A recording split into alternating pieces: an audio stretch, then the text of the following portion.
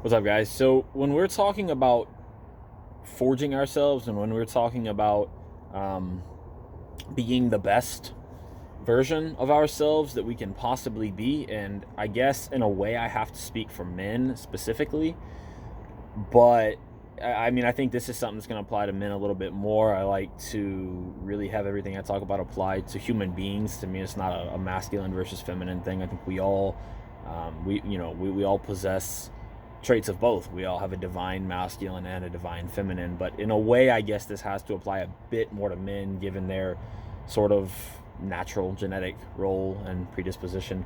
But that is that it is equally important to be strong and wise.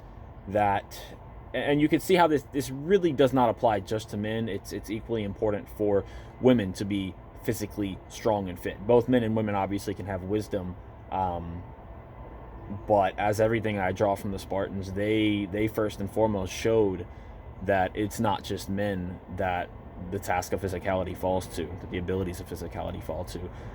Sure, in a sense, I guess what I'm getting at is that in a sense, yeah, men might be bestowed with a bit more physical strength.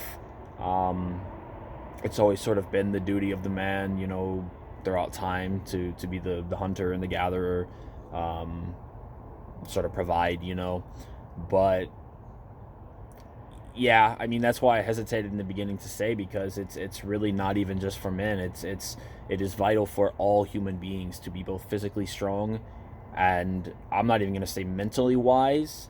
I would say spiritually wise, if not both, but to be strong and wise. One is not more important than the other.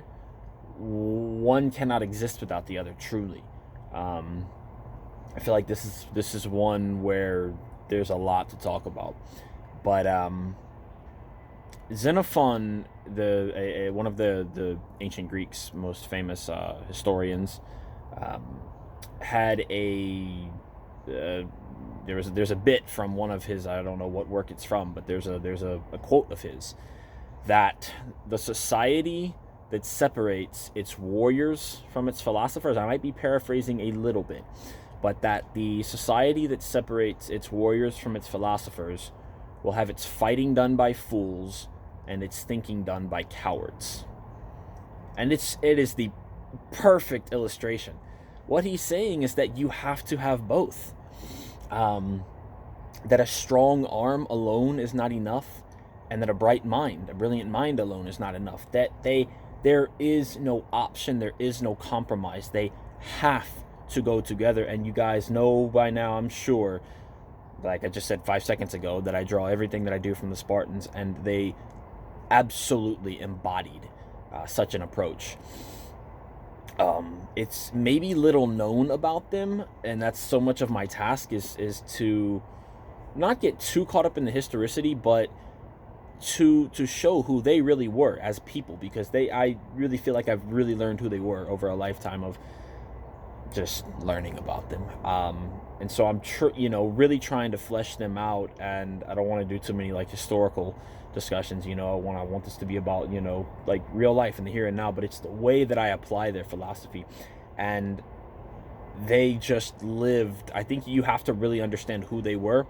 And again, I don't want to talk too much about them specifically. It's just that that's where I've drawn it all from. But they really, really did embody both, or even beyond both. You could say mind, body, and soul. They really understood the fullness of the human being, and it's why they were. We just think of, the term Spartan has been so abused today, really, and it's been, now we just think of big, strong, brutish guys, right? And that's part of it.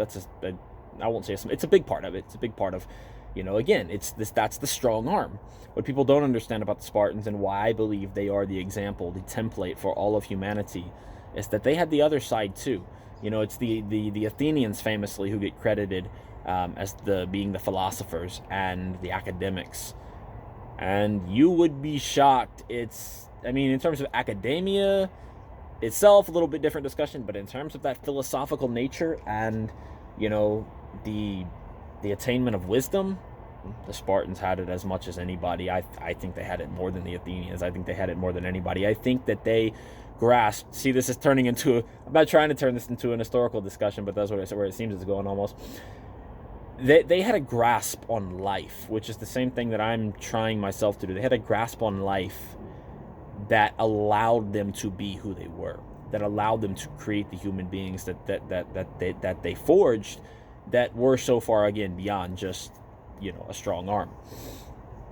They had an understanding of just life. And so I'll cut. I mean, I don't want to get into the historicity again, but I say it because that's where I've drawn it all from, and I see a lot of things in them. I see everything in them that points to the light and the truth, to strength, and just truth is really the word.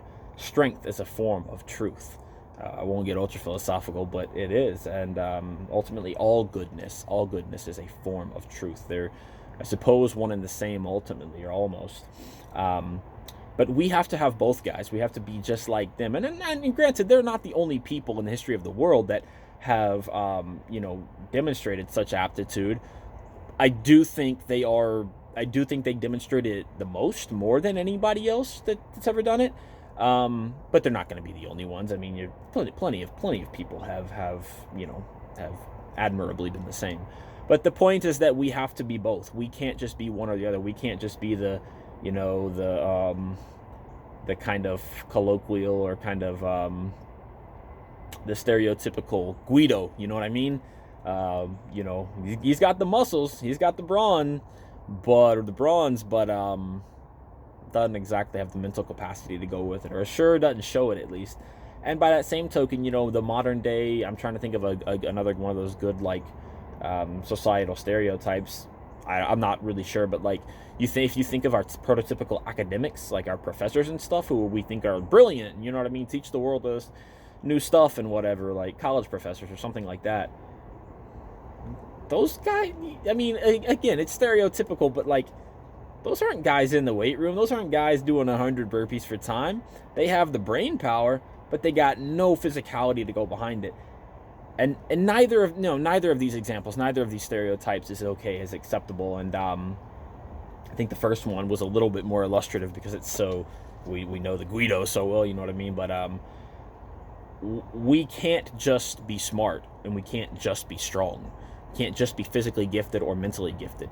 We need to be both. We have to be both. And, I remember what Xenophon said, that the society that separates its warriors from its thinkers, or its warriors from its philosophers, will have its fighting done by cowards and its thinking done by fools. Did I say that right?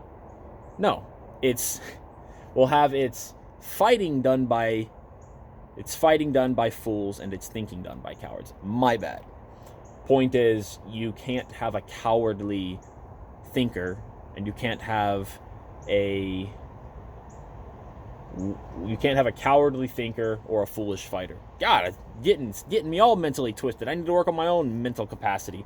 Guess I have too many bronze and not enough brains myself. But guys, it's really that simple. Work on both. That's what I'm trying to do every day. It's why you see me. I don't know how much you've seen of it. But I'm an author, and I've been working on my authorship for something like 5 years. Written the 140,000 word book that I did, and edited it 10 times over, and I write every single day. And I train every day. And I do both like a madman. I train both in their to their greatest capacities possible. So I'm myself trying to be the philosopher warrior. And I'm just trying to do what I think we all should do. I can only speak for myself, but I do think there are, universal tenets that have to govern us all, that do govern us all, and that it's only a matter of us grasping them and accepting them and embracing them, moreover. So, just like myself, trying to be both an author and an elite athlete, I think that's what we all need to be doing. And guys, I'll go back to the Greeks time and time again, and I know all my Hellenes watching will appreciate it, but that's what the ancient Greeks were. They were, they had so many things that we've lost, but they were lovers of both. That if we think about sort of the prototypical ancient Greek, the consummate ancient Greek, especially the ancient Greek male, because they were a patriarchal society, and let's not fool ourselves, they were misogynistic, but the Spartans were not. So I'm not going to go down that road. The Spartans actually loved their women, and gave them a place in their world that no other society contemporarily with them or perhaps even since has. Anyway, that's a side note. But yeah, the ancient Greeks saw the perfect man, the perfect person, even you could say, as someone who embodied both mind and body, mind, body, and soul, even. Um, you know, that's so. I'll go back to the Greeks time and again because they had a lot that we've lost. They understood a lot that we've lost, and that's really true of all the ancient cultures. I mean, you could look at the Romans, you could look at the Vikings, the samurai. I'm referencing some warrior cultures here, but Persia, to be honest with you. Like, this is just a consequence of the modern day world that we live in, and having sort of so many of the technological privileges that we do. Technology is great. We've just lost the wisdom to go along with it. My good friend Frank Mars on y'all check him out on Instagram. Franco the Rain King talks a lot about that, and Franco Dow. He used to go by Frank Mars, but anyway, you guys check him out at Franco the Rain King. He talks a lot about that, about how we've lost our wisdom that backs all these great technological advancements we've had, that we do have. I'm sorry. We just don't have the wisdom to go along with it anymore, and so that sort of goes to my point about talking about the strong arm and the strong mind. It's not exactly that we have the strong arm, but we have the strong arm in the sense that we have the capabilities. Like, we're talking about that technology, we have the kind of ability to do and act, but we don't have the mental capacity to back it up, right? So, like, we have the strong arm in the sense of, like, here's a good analogy. We have the strong arm in the sense of, like, literally a robotic arm in a factory that can, like, manufacture and spit out products, like, incredibly fast. So that's the strong arm, literally, like a robotic arm. I'm just trying to use, like, a simple analogy. We have the strong arm in the sense that we have these capabilities to get things done. We can physically, like, literally get things done. And this is why we live in a mass-produced world, but we don't have the brain power. We don't have the wisdom. Or wisdom is different from brain power. It's a little deeper, but we don't have either. We don't have the wisdom to back any of this stuff up. And that's a problem, because, and I can't really go into it too much. Man, I'm getting fidgety. But when you lack wisdom, well, here's the thing. When you lack wisdom, I've written on this. In the absence of wisdom, ignorance fills the void. Ignorance is basically the presence of nothingness and the assumption that there is something in its place. It's the assumption of a falsehood as a truth. If wisdom is I keep using the word, but the embodiment of truth, if wisdom itself is truth, then ignorance itself is fallacy. Right? That's what ignorance is. It's believing that something that is not true is indeed true. That's what ignorance is. And I'm not sure if I'm defining it by Merriam-Webster, but that's literally what ignorance boils down to. Is it's just understanding something that's untrue to be true. And bad things happen. My point is that bad things happen when that is the case, when that is the assumption. Bad things happen. It doesn't matter how much technology you have. It doesn't matter how strong you are physically. It doesn't matter how fast you can run. It doesn't matter how big your military tank is. It doesn't matter how many people you can blow off the map. If you don't have the wisdom, you will not make the right decisions. And when you make the wrong decisions, guys, bad fucking things happen. Our decisions, our choices, synonymous, are what govern all of our human life. All of it. And I'm just going to basically end it there. Because that's where we come to. That is the crux, that is the fork in the road that we come to that governs everything. It is our choice, our decisions. Do you know how we make our decisions? Based on either the presence or the absence of wisdom. Basically, it's our mindset, it's our belief system, it's the way we think, and that's either governed or not governed by wisdom. It's either wisdom or ignorance that governs our thought process. Guys, it is simple. I talk time and time again about boil it down. Boil it down to its simplest, most fundamental, most foundational structure. We are just all so lost in darkness so much of the time, and so much of what the darkness wants to make us do is complicate shit. Nothing is really complicated. Truth itself is simple. I've talked about this before. Truth itself is simple, but we complicate it, guys. We lose sight of the simplicity, the beautiful simplicity of truth. And we get lost in complication, which is to be lost in darkness. We can't see the light. That's what all this is about, guys. Darkness versus light. Wisdom is rooted in the light. Wisdom is itself light, is the light. It's really when we find wisdom, we find the light. There's nothing greater, there's nothing larger, there's nothing bigger than wisdom. So when we lack wisdom and when we have ignorance in its place, we make bad decisions. And when we make bad decisions, bad things happen. We tear apart the very fabric of the universe that we live in, all of our daily lives. And there's this whole thing about, well, you can't harm the universe and like everything happens for a reason and happens the way it should. Yeah, it does. And that's deeply philosophical, and I'm not going down that road. But the bottom line is our choices do matter. They do have very real effects, very real consequences. And so to keep it simple, always keeping it simple, stupid, right? What we do affects everything. It's in our choices, and our choices are governed by either the presence of wisdom or ignorance. One of them is present. There's nothingness doesn't exist. Or if you're going to say that nothingness exists, then it is in fact ignorance that is nothingness.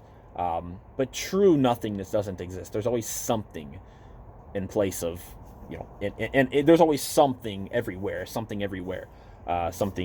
There's always something rather than nothing. So sorry, I'm not trying to get ultra philosophical, but there's either wisdom or ignorance. It's one or the other, and whichever one it is that we possess is going to dictate what we end up deciding.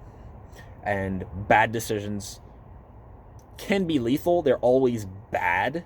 It's just how bad. And guys, if you look at any evil, any wrongdoing, doesn't even have to be evil, but any wrongdoing period in this world, look at any one of them, any situation, any instance, you will find, if you trace it back far enough, you might not see it immediately. If you trace it back far enough, you will find ignorance at its root. Every single time. Every single fucking time, guys. Ignorance is bad. So it's vitally important, guys, that we have both. I've talked more about the necessity to have wisdom, because I think we all kind of understand that it's important to be, well, actually, I'm not even sure. I was going to say I think we all understand the importance to be physically strong. I'm not even sure about that anymore. But guys, they're both vitally important. We have to have both to be the consummate human being. And forget what I said in the beginning, this is not even more about men. This is about human beings. That's everything I talk about is.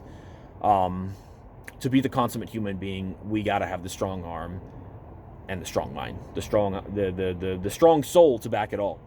It's just not enough to be physically strong or to be mentally strong. It's not enough to be an academic. It's not enough to be an athlete. It's just not, guys. We all got to be Spartans. We really do, because if we're not,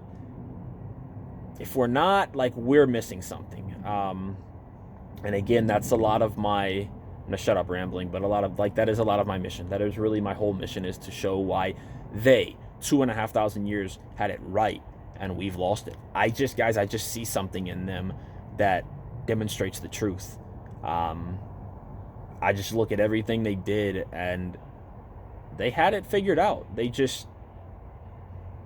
There's a reason you couldn't beat them. And even anybody who knows enough about their history is going to come back to me and say, well, they were beaten, and they're going to, hit me with the historicity. And that's where this is a little bit tricky, me walking the line of an historical peoples, and having to, cite the sources and, kind of be the academic. And then, see, this is the strong arm versus the strong mind. Like, on the one hand, I have to be the academic here and be able to, cite my sources and prove that I have indeed actually studied these guys for a lifetime and read every fucking word out there on them, from the damn primary sources and the secondary ones. And then on the other hand, have to be real right now and apply it, and not just read about them, but be them. I have to walk a very fine line between trying to describe them as an historical people and illuminate who they were and what they did, the historical events that happened surrounding them, and then having to, like, actually resurrect them and, guys, resurrect them, bring them back to life. Like, this is just, it's a very fine line I have to walk. So I'll try to incorporate, both elements, but for me, it is all about them. It is all about what they showed us, and I think they're just very little known. We know the name colloquially. We know Spartan. We hear Spartan race, and it's just all been. I mean, not that there's anything dishonorable about that. I'm glad somebody named a race after the Spartans, but I mean, we just don't really know who they really were. All we know is we just know a lot of stereotypes about them. All we think of is like, oh yeah, strong, great, awesome, strong warriors. Guys, they were so far advanced beyond that. They had so much grasp on philosophical truth. That's what I'm trying to bring to light. And I don't think, I'll just say this finally, like, I don't think it's anything special about them per se. I don't know if I said that right. I think they just understood something about life that has otherwise been lost, and that nobody ever I'm not going to say nobody ever has, because I talked about how you'll find some parallels, and it gets a little too deep to talk about, but it's funny. If you look around at history and you look around you in general, you will find some parallels with them. Not the exact, same in terms of the way that maybe the way they manifested life, but foundationally, the pillars kind of that govern their existence, you'll find a lot of crazy similarities with other philosophers, with other great thinkers, other great, generals, even other peoples as a whole throughout history. Like, you'll find parallels. I dare say even in some major religious figures, you'll find parallels. You have to look. There is something about them that I've latched onto, and that embodies the truth. So I'm going to keep telling you guys who they were, and I'm going to keep trying to bring them back to life. They were the people that consummately, both were of the strong arm and the strong mind, the strong soul to back it all. So guys, I'm going to keep trying to be the very best Spartan that I can be, and that's all I can do. So my daily journey, my daily grind is to be as smart and as strong, and I mean physically strong. And when I say physically strong, I'm talking about all aspects of fitness. I'm trying to be, fast, explosive, strong, have muscular endurance, cardio, conditioning, the whole ball of wax. So I'm just talking about having a sound physical constitution, and the soundest possible. And of course, to be as intellectual and as wise as possible. So that's my journey, guys. I can only speak for me. That's really all I try to do, is just to speak for me and show you guys what I'm doing. Try to show you guys what's up. So that's a lot of rambling, but guys, train your heart, train your mind, train your physical body, train it all. Gotta have it all. Don't be the foolish warrior or the cowardly thinker. Instead, be truly Spartan.